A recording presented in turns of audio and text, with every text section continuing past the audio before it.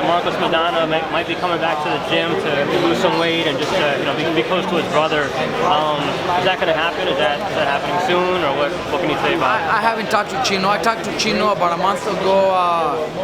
Actually, the day of the Thurman Porter fight, I talked to him on the phone, and that's the last thing I talked to him. And all we did was, how you doing, how you been, stuff like that. Nothing to do with boxing. I know he's in California right now because he's on vacations, and the plan is for me after this fight with Mikey. The plan is for me and his manager to just go visit him, invite him, to get something to eat and talk. But we don't know what his decision is going to be.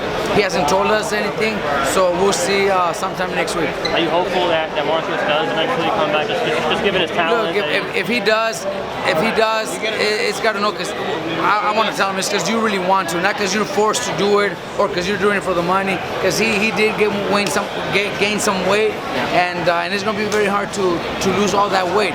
So we need time. We're gonna need a lot of time. So it'll be a process. And if he does, it's because he really wants to, not because he's being forced to do it.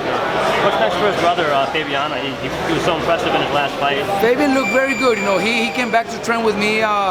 Himself started getting a hold of me, and then of course I talked to Sebastian Contursi, who manages him. But Fabian's the first one that approached me because we haven't worked in a while.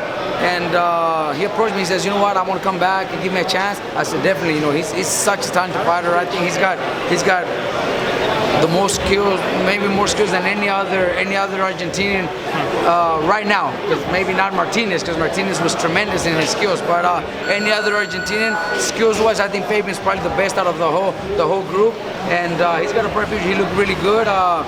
My father, my son were the ones working his corner because I had another fight that same day on the Trans Crawford undercard.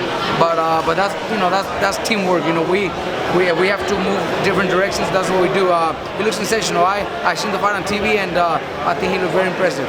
How soon do you see him getting back in the ring? I mean, how often do you want to see him fighting? And how? Well, he had no injuries or anything, so I think with Fabian, being that he's only got 10 fights, he's young. We should fight him often. I think he's ready. He's ready to be fighting within another 2-3 months, the most. He should be fighting, I think, at least one more time before the end of the year.